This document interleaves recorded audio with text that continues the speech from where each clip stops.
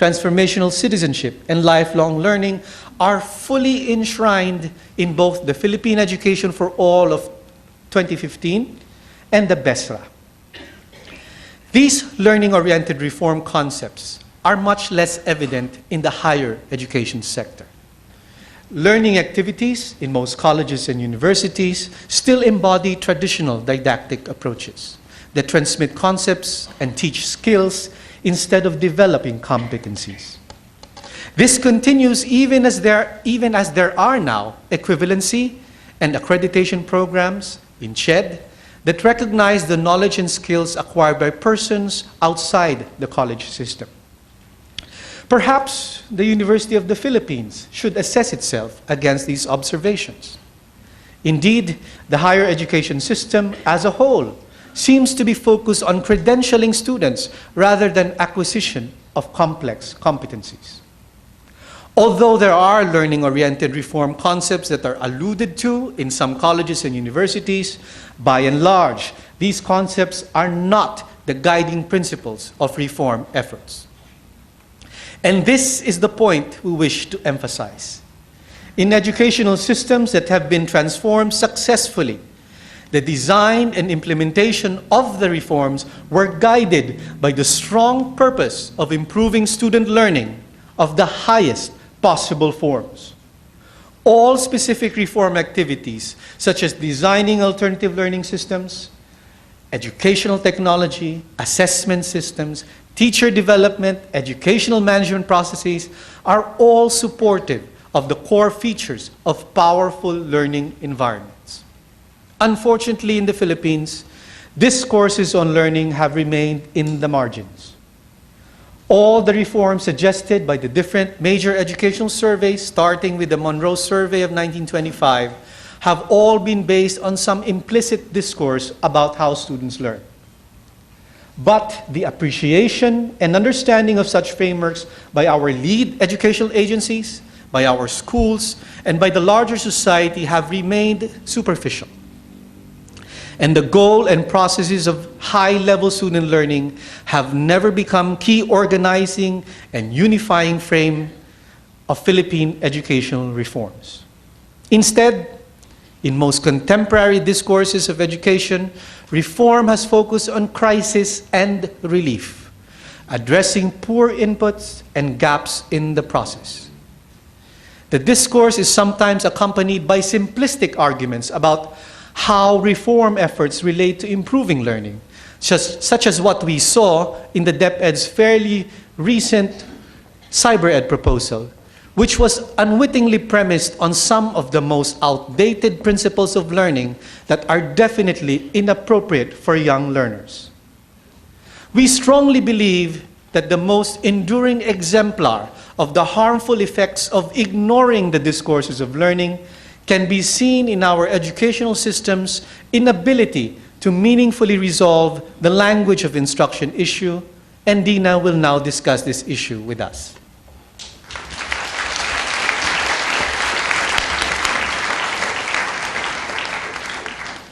Good afternoon.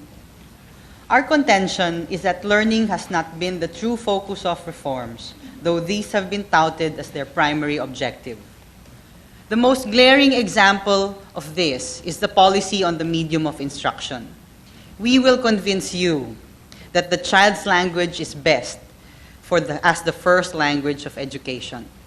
We will offer 4 hypotheses explaining why the DepEd has not morphed its policies and practices according to the scientific evidence on language, literacy and learning, and on the socio-cultural premises of education. Our first consideration is the linguistic context of the Philippines.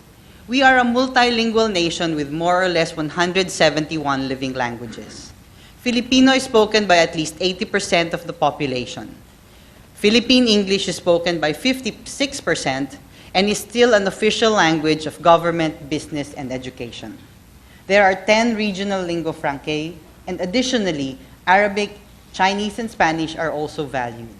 All these constantly interact as people move from place to place, meet sweethearts from across the river, and migrate from town to town. In short, the average Filipino is quadrilingual. If we subtract 15 widely spoken languages from our 171 unique tongues, there remain 156 other vernaculars actively used in daily living. In addition, we aspire to teach our citizens to be fluent in our national language and competent in English. With the institution of the Madari schools by the DepEd, Arabic is likewise a language of education. Given the socio-linguistic landscape of the Philippines, multilingualism should be placed at the center of the education discussion. Multilingual persons have unique linguistic configurations made up of interacting systems of phonology, semantics, and syntax in their linguistic repertoire.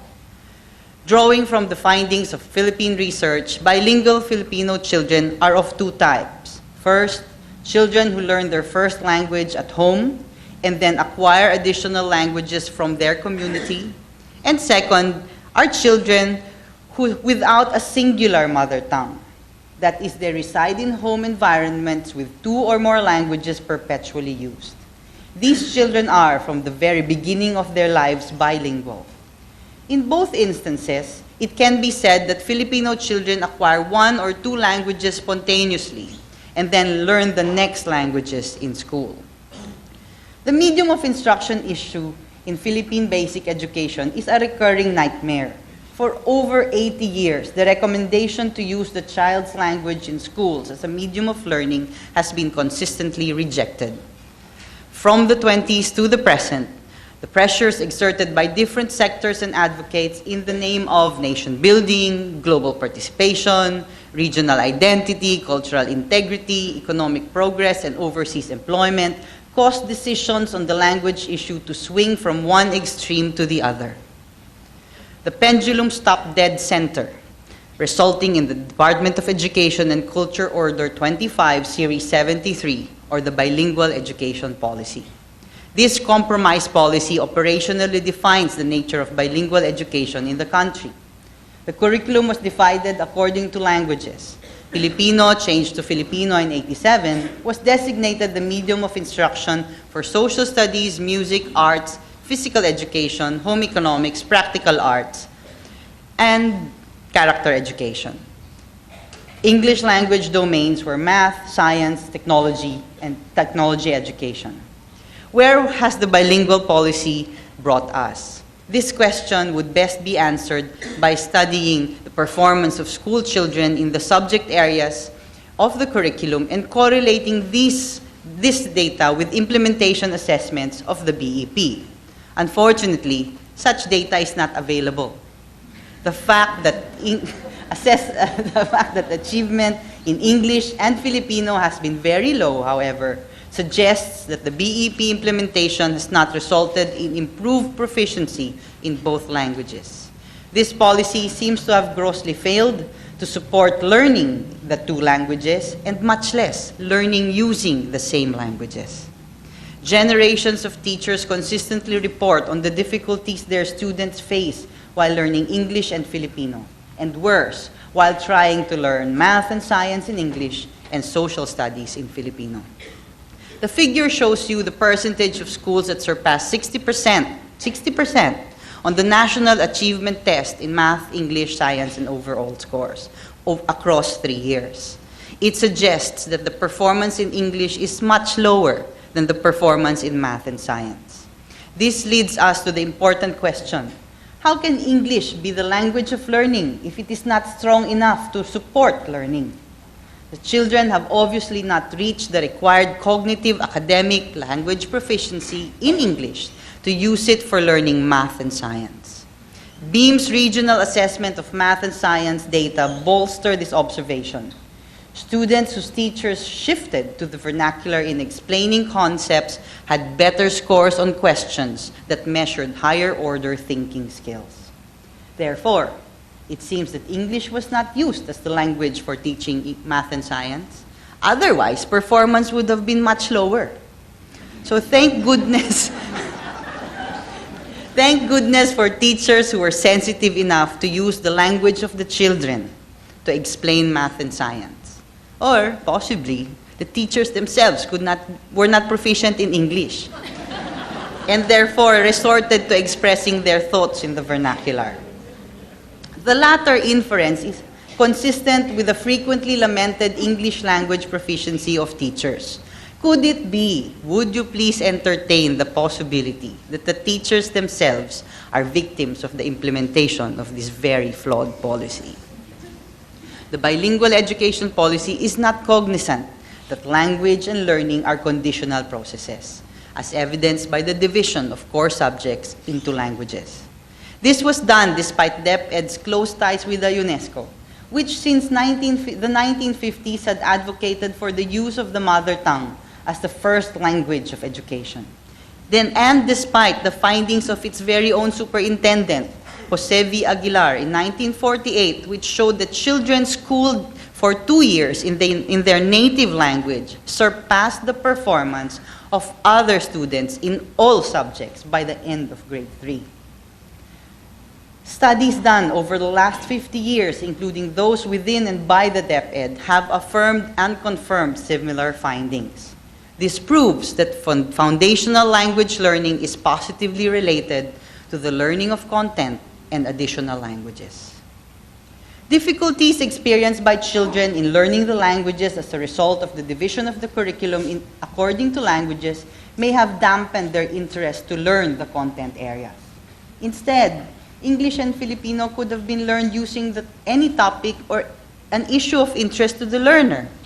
The use of storybooks, poetry, and song would have done beautifully in supporting language development, especially in the early years. Furthermore, it would have promoted cultural literacy. Languages matter in child learning. As a powerful cultural marker, the child's language should be respected in schools. Sadly, children are still being penalized for speaking in their own language in school premises. Long ago, the fine was 25 centavos per word. Now, because of inflation, the going rate is 5 pesos per word spoken. So go figure where the fine goes, right? It's curious where that 5 peso goes. The language used in school impacts on the affective side of learning. Children who are made to read in a language they do not understand get into the habit of not thinking about what they have read. Worse, their self-esteem suffers. On average, over 30 years, the Philippines' highest dropout rate in the elementary level is at grade 2. Maybe the children's engagement with school has been hampered by their inability to cope with the language requirements exacted by the curriculum. Children experiencing failure in reading and writing in both Filipino and English lose their motivation to attend school. They feel marginalized in the very classrooms that are supposed to liberate their minds. The challenges that children encounter due to the lack of oral language background in the target languages create multiple layers of difficulty. Students have to learn 2 unfamiliar languages simultaneously.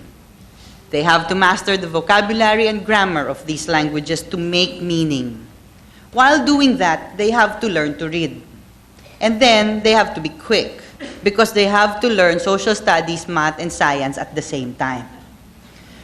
Though there is an 8-week induction curriculum for grade 1, it is impossible to develop mastery in Filipino and English in such a short time. If you were a child, would you still want to go to school?